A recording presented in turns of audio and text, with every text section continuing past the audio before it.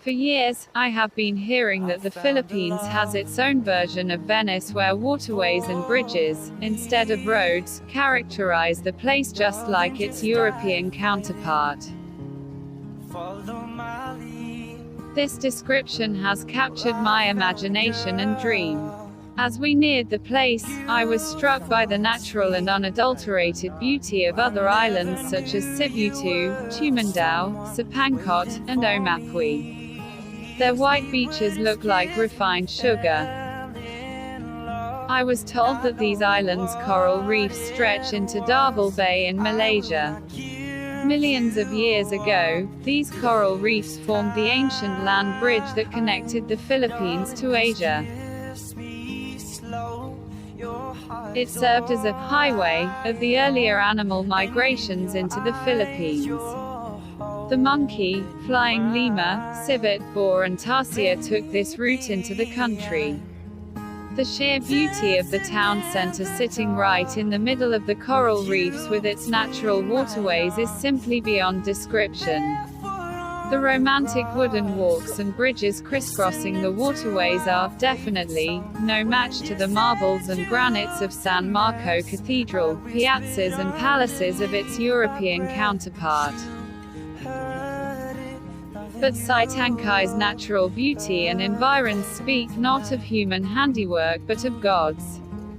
At one time, Sitangkai flourished as a major trading post in the tradition of barter trade between the Philippines, Indonesia, and Malaysia.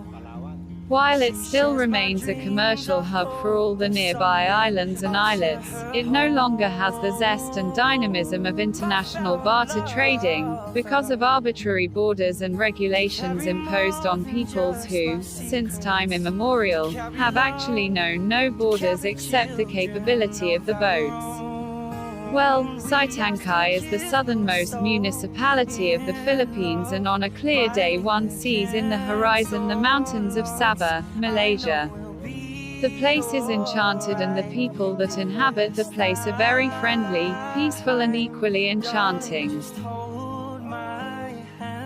The experience of walking through the footwalks and bridges as we window shop is an experience akin to a walk à la Alice in Wonderland. The best is to sit in one of the footbridges and simply watch the busy market as people come and go with the teririt, temper, a bigger pump boat, and speedboats. Today, Sitangkai is the biggest producer of seaweeds in Tawi-Tawi. Seaweed farmers from all places in mainland Mindanao have found livelihood in the limitless coral reefs that now serve as farms in the middle of the Sulu Sea. The bustling market and seaweeds farming brought the Christian migrants to this last frontier of the country.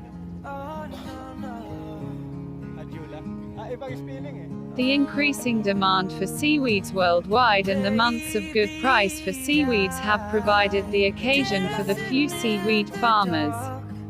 But not all is beautiful and good in this idyllic paradise. Listening to our favorite song, I have faith in what I see. Now I know I have met an angel in person, and she looks perfect. I don't deserve this. You look perfect tonight.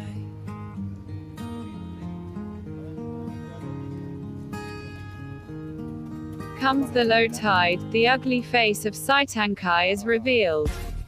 It is appalling to behold tons of garbage, plastics, cans, bottles and many more, destroy the natural beauty of the place.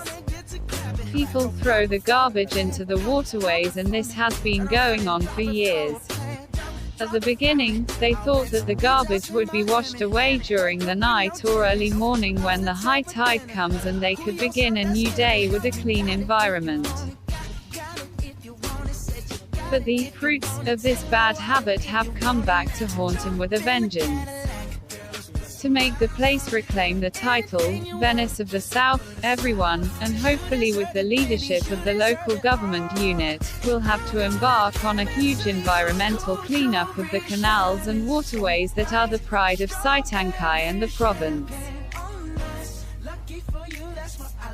There is the urgent call to sound the alarm, because the garbage of Sitangkai threatens to destroy not only our own natural version of Kevin Costner's water world but also the vast seaweed farms that have now become the major industry of the province.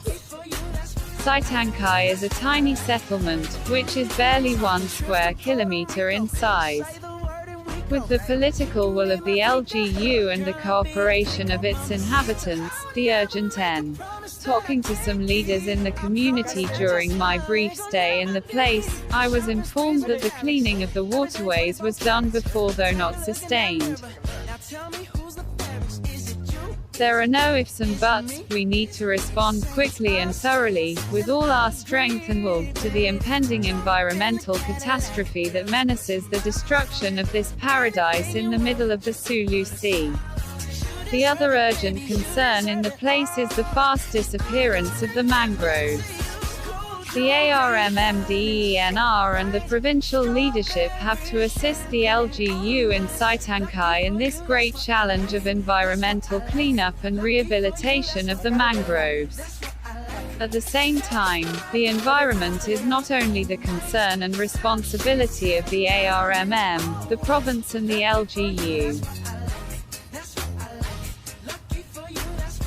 It is everybody's concern. Our commitment to the care of the planet invites us to come to the rescue wherever and whenever the environment is menaced. Before it is too late, come and let us join hands with the LGU in saving Sitangkai, the Venice of the South.